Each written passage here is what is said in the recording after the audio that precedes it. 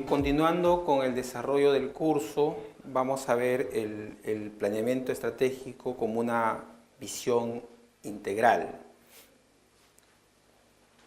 Habíamos dicho que el planeamiento estratégico requiere primero situarse en la situación actual en la que se encuentra la organización y a su vez plantearse qué situación queremos en el futuro, que es lo que hemos denominado la situación deseada de la organización. Habíamos dicho también que las estrategias son los caminos, son los medios para poder alcanzar estos objetivos de largo plazo. Entonces estamos finalmente hablando del presente y proyectándonos al futuro. Ahora, un aspecto que tenemos que tener en cuenta al momento de formular un plan estratégico es el referido a que este planteamiento estratégico finalmente lo podemos también ver como un juego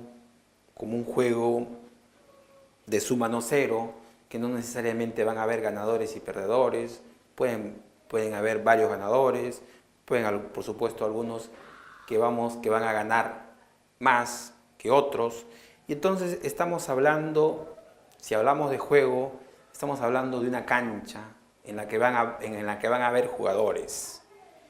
¿Quiénes son estos jugadores? Nosotros, en primer lugar, la organización, pero no estamos solos en esta cancha, digamos, de la competencia, en este juego que hemos denominado un juego de suma no cero, en donde van a estar con nosotros los competidores, digamos que van a ser nuestros rivales, pero no solamente van a estar ellos, van a estar también algunos complementadores que nos van a proveer bienes y servicios complementarios, van a estar los proveedores, aquí también van a estar los proveedores, que son las empresas que nos proveen de insumos, de materiales y de recursos. Van a estar también los compradores. Es un aspecto que es un jugador fundamental, ¿no es cierto? Y a los compradores podemos a su vez dividirlos en dos, ¿no? Los clientes y los consumidores, ¿no? No necesariamente los que consumen son los clientes, son diferentes, ¿no? Los clientes son los que compran el producto y los consumidores son quienes finalmente consumen estos.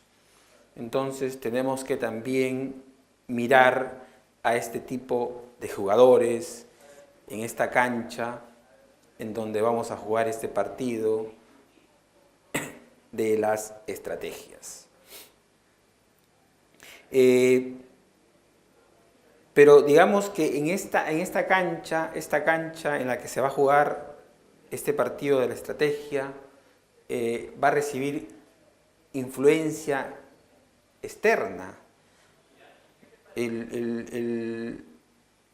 Este sector industrial que es la cancha donde se juega el partido, digamos, de esta excelencia, a eso se llama sector industrial, digamos, ese es si estamos en una empresa, digamos, del sector de elaboración de chocolates, tenemos que enfocarnos, o el partido se va a jugar en esa industria de elaboración de chocolates.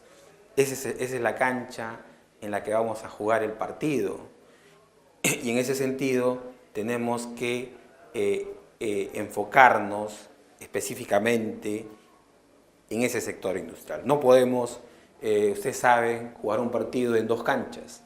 Se tiene que jugar en una sola cancha. Si estamos en ese sector, si estamos en el sector de gaseosas o de bebidas gaseosas, pues jugaremos el partido en ese sector de gaseosas y no en otro. Entonces, en este sector industrial a su vez va a recibir influencias externas o lo que le llaman influencias del entorno externo.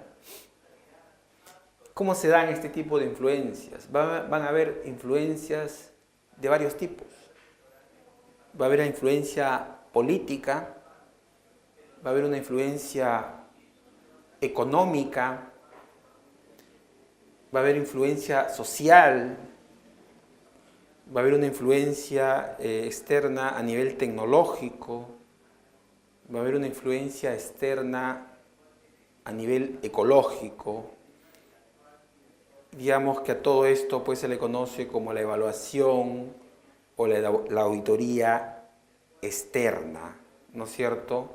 Por las iniciales de todos estos factores político, económico, social, tecnológico, se le puede llamar como PESTE, ¿no? Por las iniciales de todos estos factores. Entonces, hay una influencia externa, pero también tenemos que hacer un análisis interno. Un análisis interno a nivel de la organización, en cada una de sus áreas. Un análisis que se le llama el análisis AMOFIT, igualmente por las iniciales de las áreas que tienen competencia, en este caso de la evaluación interna. Estamos hablando de A de administración y gerencia, ¿no es cierto? La M de marketing, la O de operaciones, en fin, va a estar también ahí los recursos humanos, las finanzas, la tecnología, la investigación, la informática. Entonces, todas estas áreas funcionales, tenemos que hacer un análisis en cada aspecto de cómo esto está influenciando, digamos, internamente la organización. ¿Cómo estamos en cada una de estas? ¿Cómo estamos en marketing? ¿Cómo estamos en finanzas? ¿Cómo estamos en operaciones? ¿Cómo está la tecnología? Digamos que ese va a ser el análisis interno de la organización. Ahora bien, de este análisis interno nos va a permitir que nosotros podamos ver qué fortalezas tenemos, pero también nos va a permitir ver qué debilidades tenemos. Entonces, como producto del análisis interno, vamos a tener, digamos, dos productos, ¿no? Como resultado de esta evaluación interna vamos a tener dos productos: fortalezas y debilidades. Y del análisis externo, ¿qué tendremos? Del análisis externo tendremos también dos productos, que son las oportunidades, digamos, en qué podemos tener algunas ventajas, son las oportunidades que nos da el sector externo, y también, por supuesto, qué amenazas pueden existir para que nosotros podamos desempeñarnos exitosamente en este sector. Entonces, estamos hablando pues de un análisis interno y de un análisis externo que nos da, digamos, estos insumos para poder tomar decisiones. Tenemos que evaluar también el mercado, el sector industrial en el que estamos. Eso es un aspecto fundamental. Para evaluar ese sector industrial, pues haremos uso de las 5 fuerzas de Porter, ¿no? Que es un aspecto fundamental también en este tipo de análisis que vamos a hacer. Hay otro jugador también que juega un aspecto a veces fundamental, que es el gobierno. Tenemos que ver cómo influencia también el gobierno. Un aspecto fundamental es que cuando nosotros formulamos una estrategia, hemos dicho que estos son los caminos que nos conducen a objetivos, y habíamos dicho que estos objetivos se van a resumir en una visión. ¿Qué cosa es la visión, no? En resumidas cuentas, es lo que queremos ser en el futuro. Y si estamos hablando de futuro, tenemos que hablar de un plazo razonable. Este plazo razonable no es fijo, puede ser 5 años, 10 años, va a depender del sector en la que nos encontremos. Si estamos hablando del sector hidrocarburos, tal vez será pues un plazo mayor, un plazo de 10 años, podría ser razonable.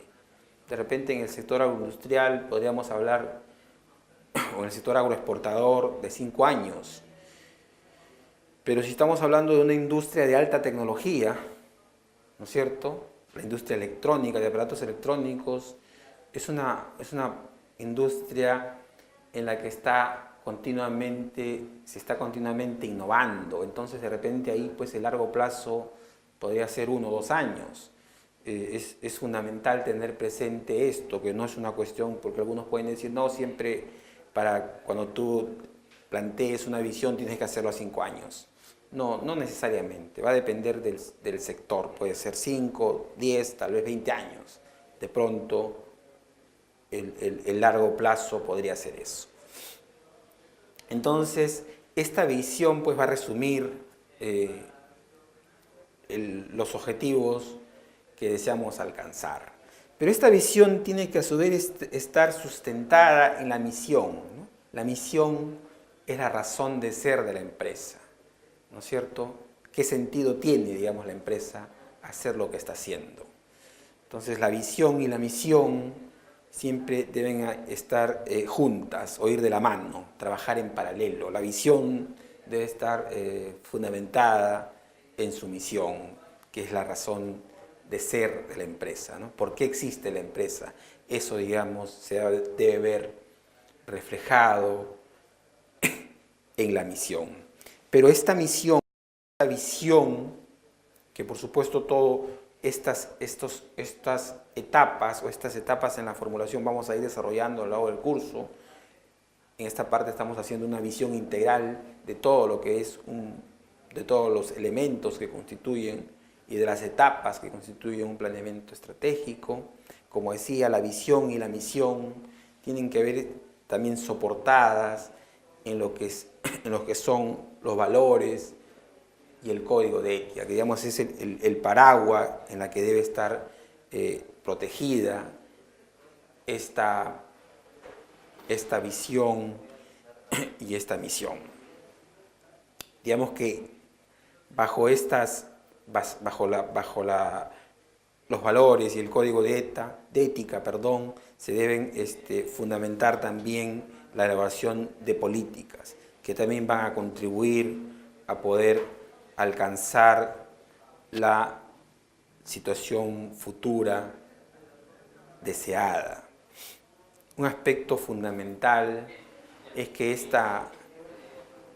este planeamiento estratégico debe, digamos, producir de repente algún cambio en la estructura. O sea, lo que quiero decir es que la estructura organizacional tiene que estar en función del planeamiento estratégico. No es al revés, ¿no? No es que el planeamiento se adecue a la estructura, sino la estructura organizacional tiene que fundamentarse en el planeamiento estratégico.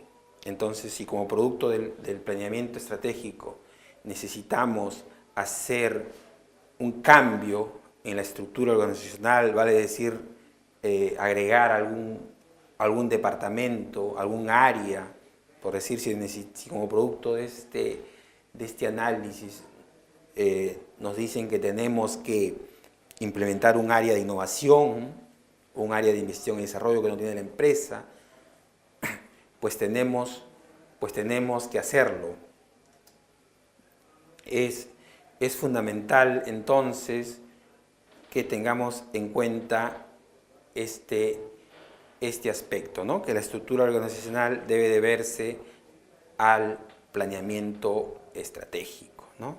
Y sobre esa base también se deben ver qué recursos son necesarios. Entonces, digamos que este es un enfoque global, que ustedes lo van a poder ver resumido en una lámina que hemos denominado el proceso estratégico, en donde se ve, digamos, cuáles son los actores que participan en este juego que hemos denominado el espacio donde se desarrollan estas acciones que tienen lugar cuando pensamos estratégicamente. Entonces, estamos hablando, nuevamente insisto, en una visión de futuro, en una visión de largo plazo. Fundamental es entonces saber la situación actual, por decir, si yo soy una empresa de pronto que solo me dedico al mercado nacional, tal vez mi visión de futuro sea internacionalizarme o trabajar ya en un espacio más global, ¿no es cierto? Entonces siempre tenemos que mirarnos bien y ver si pues tenemos las capacidades para poder alcanzar. Tiene que ser una cuestión realista, ¿no? Porque de otra manera pues no tendría sentido. Por decir, a nivel personal podemos nosotros, si un padre de familia ve que tiene un hijo que tiene capacidades atléticas, digamos que hace 100 metros planos en 10 segundos y ahora tiene 13 años, entonces se podrá decir de acá a unos 10 años de repente puedo tener un atleta que pueda competir a nivel internacional en unas olimpiadas y llegar a un objetivo de hacer 9 segundos en 100 metros planos. Entonces, si ve él esas condiciones, por supuesto que eso se puede alcanzar, y para lograr esa situación deseada tiene que formular estrategias. Pero estamos hablando ya de un caso, digamos, en la que ve que hay condiciones. Si por supuesto se ve que su hijo no logra en 100 metros planos, no logra superar los 14 segundos, entonces pues tendrá que ver que pueda dedicarse a otro deporte, ¿no? En ese sentido tiene que ser esto asumido con un sentido de realidad. Entonces este es el bosquejo general, una visión, digamos, integral de todo lo que involucra un proceso estratégico donde debemos resaltar aspectos claves: los clientes, los competidores, la organización, los complementadores, y que digamos que esto debe tener también objetivos claros, ¿no? Que deben llevarnos a obtener la productividad, a ser más productivos y competitivos y a trabajar bajo una cultura de ética, legalidad, compromiso y responsabilidad social. Finalmente concluimos resaltando estas 3 etapas fundamentales del proceso estratégico, que es la formulación de las estrategias, la implementación de las mismas y la evaluación de las estrategias. Con esto damos por concluido el tema que nos habíamos planteado.